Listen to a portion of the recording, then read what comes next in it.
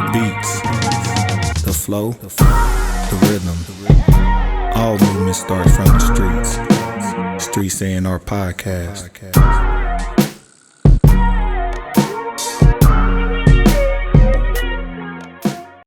Fam, we old. We are old. Hey, I ain't gonna cap. One of my students really tore me up when I was like, how old? When was you born? 19. Ooh, that's all they do. You was born in the 1900s. They make it sound so old. You was born in the 1900s. I'm like, actually, I was actually. Damn, that sounds crazy. You was born in the Yeah, fuck me up, man. I don't even like saying my age no more. I enjoy it. Listen, I was getting my hair redone, and my hairdresser was like picking at my hair. She's like, "Oh," I was like, "What?" I said, "Them some grays." She's like, "Yeah." I thought it was some lint. Like, no, I got little grays all up in here now. I used to just have a couple of strands. Hey man, listen, I'm getting wiser. She said, "I thought it was lint." Listen, I already knew what she was doing. I was like, "Nah, them grays, my dear, them grays." Oh man, Then don't come out. Then don't pull them out either. We leaving them all. I got one in my beard, a couple in my beard. I was like, "Don't pull them. I only want them to get too close to it." Like, nah, leave them. Yeah. Trying to be Salt Bay. Man, hey, I ain't gonna cap, man. You know, be a little silver fox. Silver out fox, here. I was about to say. Fox, yeah. Listen, it's about to be my third or fourth life as a man. I'm good. We keep rolling. You know what I'm saying? We keeping it rolling. Mm-hmm. Oh man, it's good times, man. Let's get this thing started, man. Welcome to the Streets A&R Podcast, man. It's your host, Giddy Jicky with it. It's your other host, Johnny No Good. And we got a special guest today with us, man. I am very appreciative of people who appreciate what we do, what we are attempting to do, and helping us progress to move forward. And we actually had someone who is in the industry that we've had on the show before hit me up and say, "Hey, we got this guy. He's super dope, and he really should be on y'all's podcast." And I looked him up, and I was like, "Man, I actually think I know this cat." Because I remember going to Pull Up and Vibe, and it was like afterwards. And I think we were just, I don't even know if his Pull Up and Vibe was an event at the Fabric Lab. And we were just vibing, and people was like singing karaoke. And this dude came up here. Everybody, can't nobody sing. This guy, high notes. I'm talking. I was like, sir, can you calm down? You have embarrassed everybody in this building. But he was on a high, and he went crazy. I was like, man, this dude's super talented. And I asked him his name then. I was like, man, I don't know who this cat is, but he is Trill Bill. Like, when you see it, when you hear it. And I just appreciate people for wanting to stop in and bless us, especially as they on their journey, on their way up. That's what we're here to do, is be the A&R for the people. And this is somebody definitely that is about to go so far in so many places, man. We got our guy Dreion in the building. Man, wow, that's a crazy story. You want to know why? Why is that? I was in town. My cousin is Kiki. Oh, that's okay. That's my cousin. So I was just there, celebrating her birthday with her.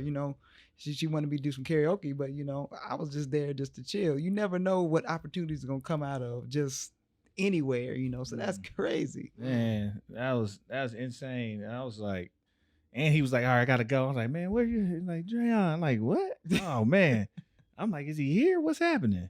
But man, just the same way I got introduced, I just want you real quick to kind of let the people know who you are and what it is that you do. What's your gift to the world? Man, my name is Dreion. I'm a Omaha native, born and raised. I am a singer, songwriter, and performing artist, entertainer. And what I do is, I live on the East Coast. I went to Berklee College of Music in Boston. And now I'm currently about to go on tour with Earth, Wind & Fire as an opening act and an artist. So man, it's a blessing, how all of this is coming full circle, and I'm kicking off my tour here in my hometown. Oh man, that's crazy. So when you say kicking off your tour, what are the events that you're doing here before you hit the road? So tomorrow, that is the the 10th of June, I am going to be performing in Miller Park for the Omaha Performing Arts Music at Miller Park series. I'm going to be doing a live concert out there, and I'm doing what I consider a kickoff to my very first tour here in the city. You know, I've been back and done a whole bunch of, you know, performances, but this is a special one. You know, they got the billboards up. I've never been on a billboard, so they have a billboard in my hometown. You know, I finally got to see it when I came back yesterday, man, and it was surreal. So we got that going on, you know, and I'll be here doing some more interviews and things like that, preparing to go on tour. I got my band with me, got my people with me from Berkeley, which is an incredible opportunity, I think, because to bring these two worlds together is very, very special, and to share that opportunity with people that I've come up with as well, and I've met because of music is incredible. So that's, you know, that's some of the stuff, and then I'm also doing some foster care work. So this tour with Earth, Wind and Fire is a foster care awareness tour. So I'll be I was in foster care when I was younger, and now I'm using my music and this platform as an opportunity to give back and to work with foster youth, give them hope and inspiration through music, through speaking, through, you know, just being there. So that's going to be another thing I'm going to be doing as well. Man, that's super dope, bro. Super dope. Yes, sir. I was gonna ask you, when it comes to mustering the courage to leave home and to go to a place that's really directly related to what you want to do in this world, what is that journey like to A, deal with having to leave home, and B, what is it like, or what do you think the difference is going to an institution that is geared towards building you forward directly for your success, to where you're actually with these same people as your career goes? Right. So it's kind of crazy. My journey was really crazy. I started off at UNO when I graduated from high school, because I didn't feel good enough to go to Berkeley. I was like, that's a top-notch school. And I was like, I really, really want to make sure that I'm ready to go. So I took a year just to be here and to ground myself. Plus, like, you know, I had just graduated. I had just gotten married as well. So there was a lot of grounding that I needed, you know, being here. So at first I was scared to make that jump. I mean, that's a hard jump to make. Plus, I'm from here. I never lived anywhere else, never been anywhere else really. So it took some preparation. But one thing my mom told me, I did, get, reunited with my family after foster care. And one of the things that my mom told me as I, started when I was in high school, as I started to get ready for college, was, we don't have any money, and that's a lot of the situations with a lot of people, a lot of young Black minds, they don't always have the financial security from their families to be able to go to college and do what they want to do. So she said, you got to figure it out.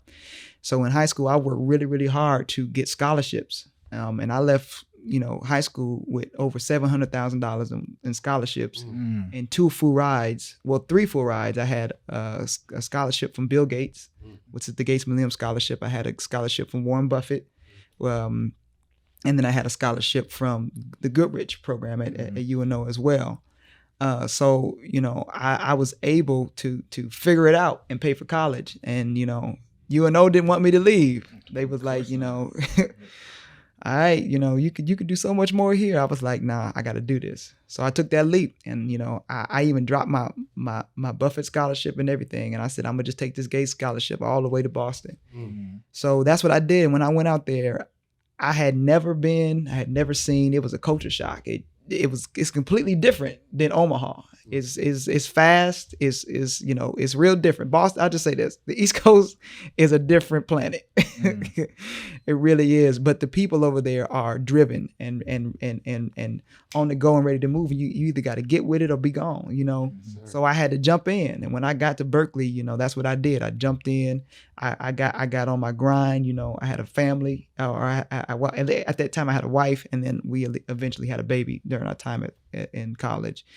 And then I started networking. I started meeting musicians. I started meeting other, producers. So I started meeting people that could help me in the industry. And we started meeting A&Rs and label heads and people that was running all kind of different stuff in major and indie spaces and things like that. So really, I had to put myself out there. I had to just do it. You know, sometimes you can't just plan it all out. Sometimes you just got to jump out there and just go.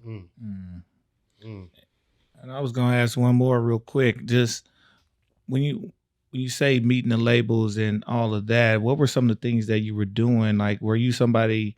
You know, a lot of times in college, you hear the stories. They be like, "Man, I ain't gonna lie." DJs like, I just started pressing my own mixtapes. I was just getting out there, getting the college parties turned up. Right. As an artist and as a singer and songwriter, what were you doing to be prepared, or just if the opportunity comes, I'm ready? So were you creating demos? Like, what were you doing? Like, how were you maneuvering?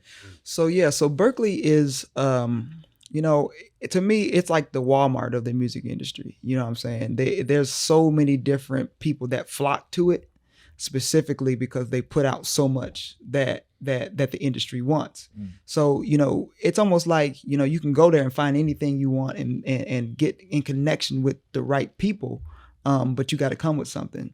So that was the one thing that I had to do, was I had to, you know, do it myself. I didn't have anybody else to be like, yeah, you know, create this beat or create this music or write this song. I just had to do it. So I was writing songs, you know, figuring out how to work in different DAWs and how to work in different stuff, figuring out I started off in GarageBand and I went to Logic, and I started to, you know, ask people, how do you do this? How do you figure out that? How do you, you know, create a beat? How do you get better sounds? How do you, like, asking questions? And taking classes obviously helpful because Berkeley have classes that actually help you with production and stuff like that too, which is incredible as well. So I applied myself. So that, you know, that was the first thing. And then the second thing, you know, I've had to wear so many hats. So I'm the singer, I'm the writer, I'm the producer. And it's just because I didn't have anybody to do it until I started to meet other people that did it. But, you know, I had to come with ideas. I had to come with something to the table. So that's what I did. You know, whether it was good, whether it was bad, I was writing. I was trying to figure it out. I was trying to, you know, and I progressed and grew over my time, especially at Berkeley, being around other people that did what I did and did what I did better than I did. That was the most important thing. You know, if you're the smartest person in the room, you need to change rooms. You know what I'm saying? So that's what I did. I put myself around people that could help me.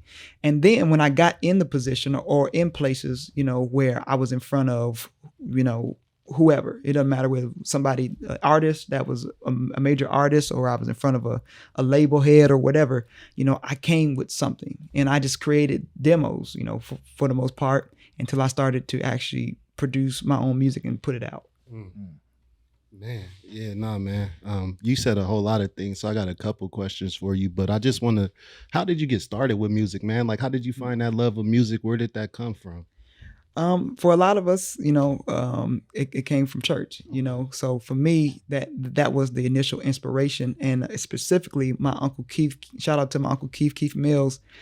He's a drummer and a gospel rapper. HG Field, that's his stage name, and I watched him.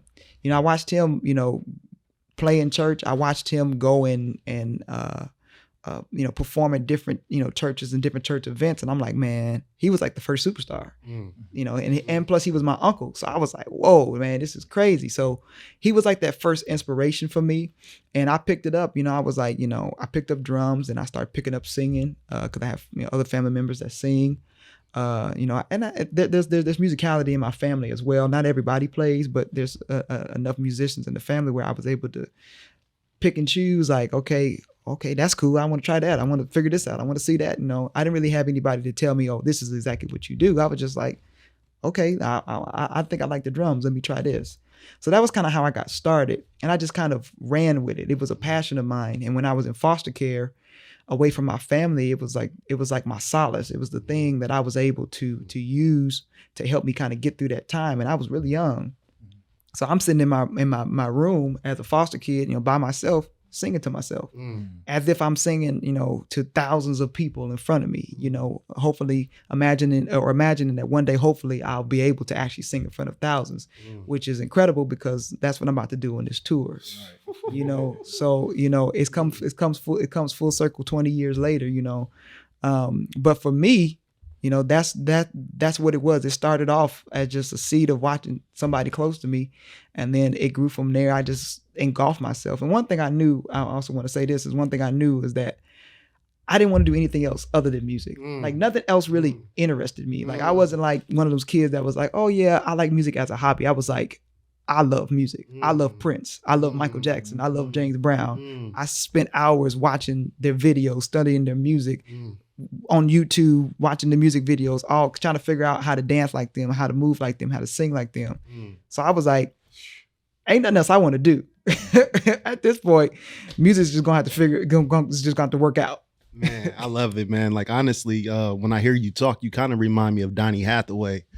Just if you listen to him and his speaking when he talk about music and just your knowledge of it, man, it's refreshing, bro. Like honestly, you know when you're in the presence of somebody who's gonna do great things, so it's an honor. Carter G. Woodson once talked about one of the biggest failures of Black people, especially when we naturally gifted in any area, is the failure to go and get professional development and schooling. Right. You said you always knew you wanted to do music. At what point did it click to you to go to Berkeley, to go to these different outlets to develop your skills? Because especially since you was naturally gifted since a young age. So yeah, so I was self-taught in a lot of things that I did, but that only goes so far. And if you want to get to a greater and higher level, you're going to have some sort of educational grounding, whether that is in an institution, whether that's getting a mentor, whether that's getting somebody, whatever that is. It doesn't have to be school, but you're going to go to some type of school. So for me, I was when I was in middle school and things like that, I was part of all of the different choirs. I was part of all that stuff because I wanted to engulf myself in it. And I got a chance to go to the all-state choir. And I went there and there was this Black conductor, choir director, who was from Florida State, Dr. Andre Thomas. And I watched this Black man stand in front of hundreds of high school students and just create art. Like it blew my mind to watch this brilliant Black man do what he did. And I was like, wow, like how I had to ask him, like, how do you do what you do so well? And he was like, and his advice to me was, I studied my craft. Like he mastered his craft. And to me, that meant, the educational, part of it. It also meant the personal time that he spent practicing, listening, studying. And then it also meant, his connection to everybody that came before him too. You know what I'm saying? So he came from somebody had to pass it down to him, and he's passing it down to, the people after him, like myself. So for me, that's what it was. It was like, okay, I got to study. It don't matter if I go to school. It don't matter. But for me, the easiest way to get it done for me was since I have the scholarship, I might as well go to an institution where I can immerse myself with music. And it's a contemporary music school. It's the top contemporary music school in the world. So it's not like if you go to some universities or, conservatories, you're going to have to learn classical. And I don't mean to talk bad about UNO, but when I went there, they was like, yeah, we're going to turn you into a opera singer. And I was like, nah, bruh. Nah, bruh. So for me, when I went to UNO, I was a jazz piano major. I said, well, you know what? I might as well learn how to play, get better at playing piano so that I can have more than one skill being, brought to the table. And then when I went to Berkeley, I immersed myself with, I got my jazz piano stuff together to help me with R&B and everything else.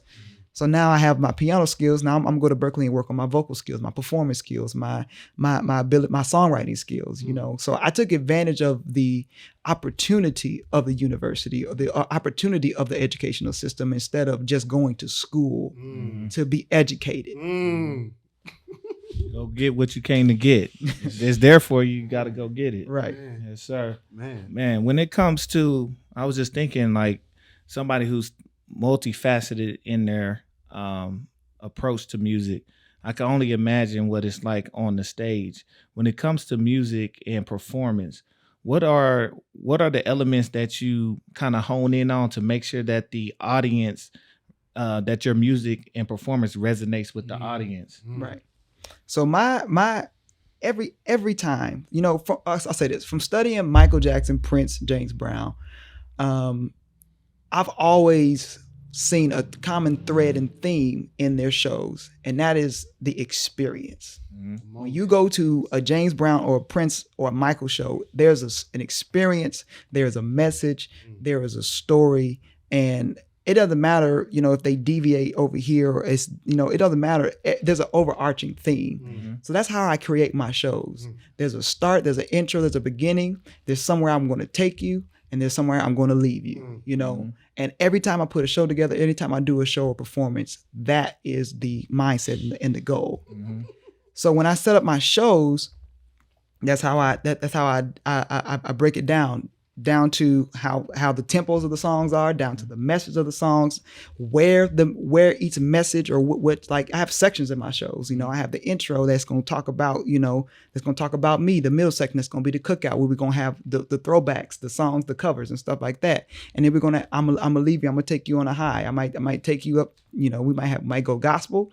We might go inspirational. We might go just straight funk. It don't matter, but I'm gonna leave you with a feel good experience, So for me, it's all about the experience. The show is, the audience has to leave feeling like that. And I want to say this, which is really, really incredible, is like last year I got to open up for Earth, Wind & Fire in Lincoln. And when I opened for Earth, Wind & Fire in Lincoln, it's a crowd full of, white people. You walk out there and most people that were there were white.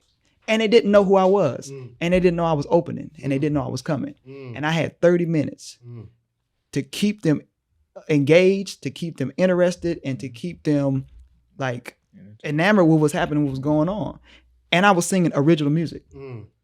So the thing is, I had to frame my show in a way where I gave them, the original music, but then I also had covers that were different, but something that was familiar to them.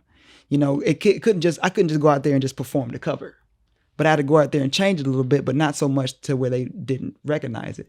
So for me, it's more than just putting a show together. Like you got to keep people's interest. So I have all kind of different show tricks that I do. Throw your phones up, put your lights up, put your hands up, I put stuff in my shows, repeat after me. You have to engage the audience and have the audience a part of the show, and that's a part of the experience. Yes, sir. And that's so funny you said that. One, we just had a conversation with one of our young, talented brothers about how is he putting the show, and Johnny asked, how many moments do you have in your show? Right. And he didn't understand what we were saying, even though he has the talent, and he's going to have to work on putting together a show.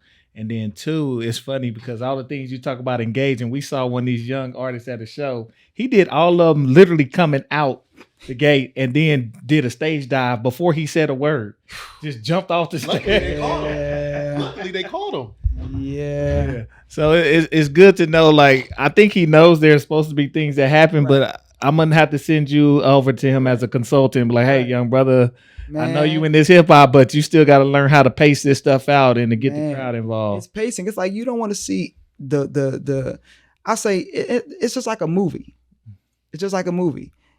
Some movies, they start off, they give you a whole bunch of action in the beginning, but there's a moment where they're going to zone you in. You're going to be like, okay, this is where we start. This is where we going. You have to frame it. You have to frame it. And you can't just throw it at, because the audience, they're like, okay, I'm willing to go with you, but I need to know that you know where you're going.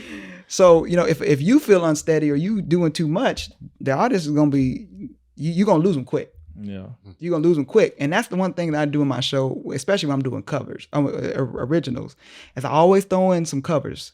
I always have my originals, the cool stuff in the beginning, and then I hit them with something that they know somewhere in the middle section of the show, because you're gonna lose them probably about the third or fourth song in there. So you throw something that they know, you bring them back, and the longer you're able to keep their attention, the longer they're gonna stay with you throughout the whole show.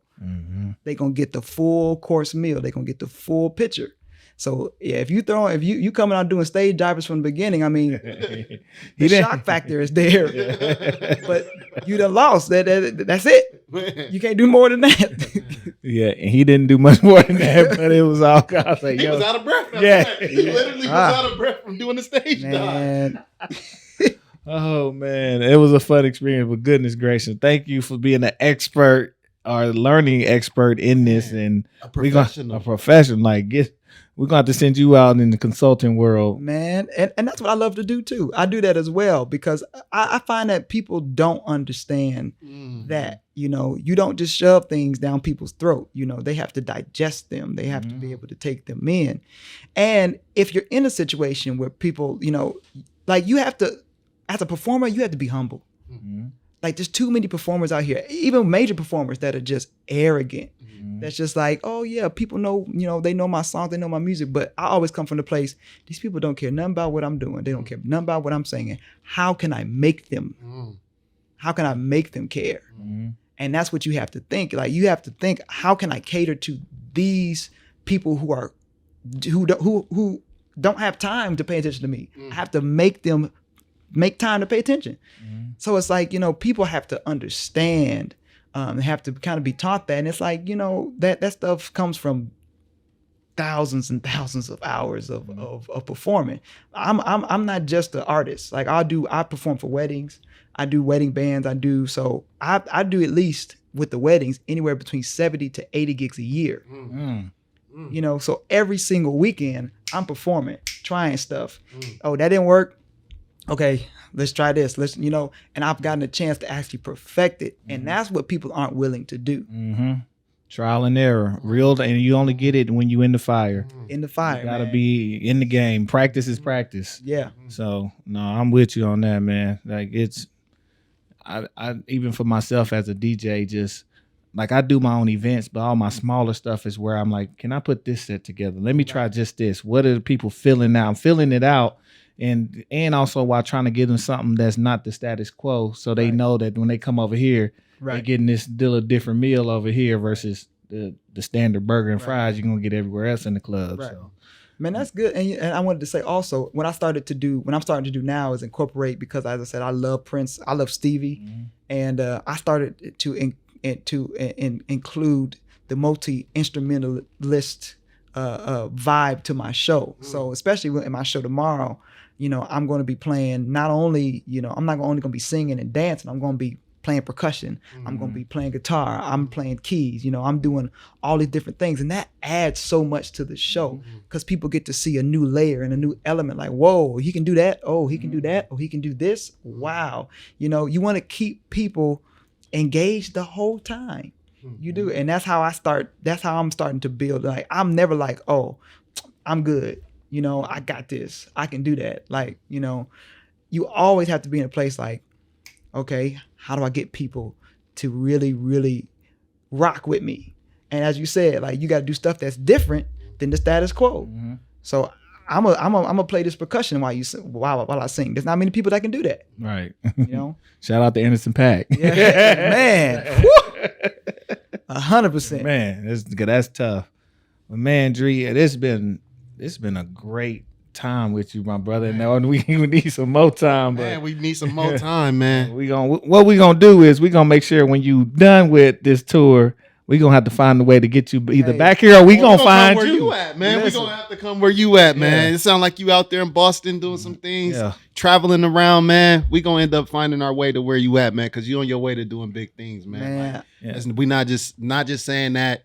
Literally see it on you, bro, like a master of the craft, and just your joy of it all, man. Like, I really, really thoroughly enjoyed that. I'm gonna watch myself on the camera. I just been over here smiling, man. Like, just it's been a joy to listen to you speak, and the amount of joy and peace and happiness that you move with, bro. That's inspirational. So thank you. I look forward to just following your journey, man. For real. Man, I appreciate y'all for having me. You know, it's an incredible opportunity to not just perform, but to speak about it and to talk about my passion and what I do. Because, you know, as a young Black man, we don't hear enough of our own stories. You know, we don't hear enough of us doing something, you know, and I'm not perfect. You know, I'm not like, you know, I had a great life, and I came from North Omaha. Yes, sir. You know what I mean? Like, I was in foster care. I had to pick myself up by my own bootstraps, and I had help of many different people and their hands, you know, lifting me up, keeping me, lifted up in prayer as well, and connecting with people like yourselves, and building this community. So I appreciate y'all for bringing me in, because I like to be an open book. You know what I'm saying? I never like, oh no, I ain't sharing none of my secrets. No, I want people to be better. I want people to feel like, they can come to me and ask questions, because I didn't have anybody to ask in a lot of situations. So it's like, being the first to go to Berkeley in my family and all of these things is like, I want that to continue.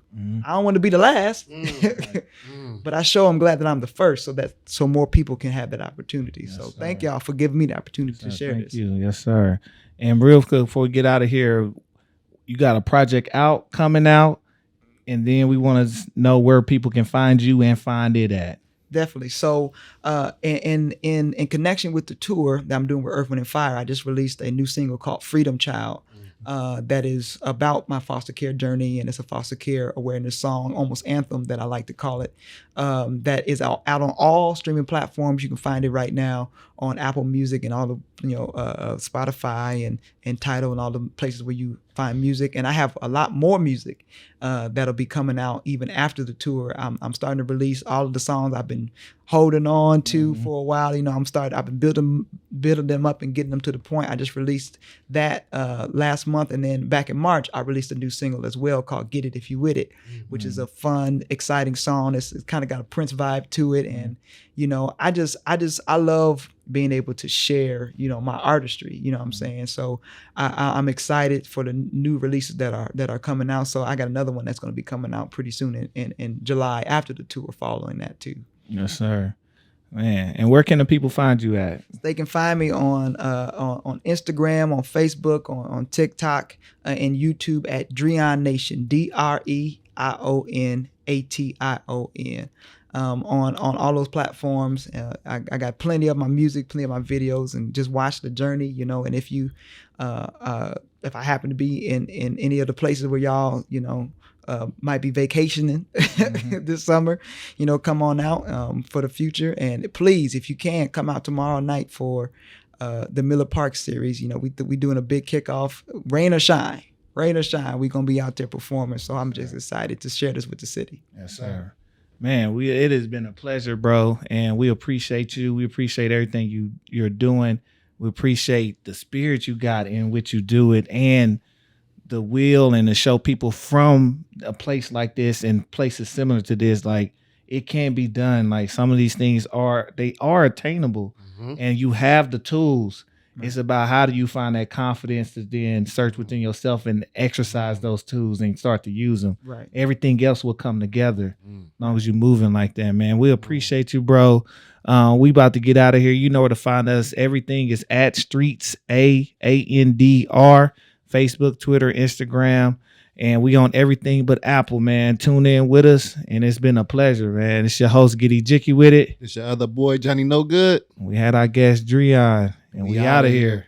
Peace. Peace. The beats, the flow, the rhythm. All movement starts from the streets. Streets A&R Podcast.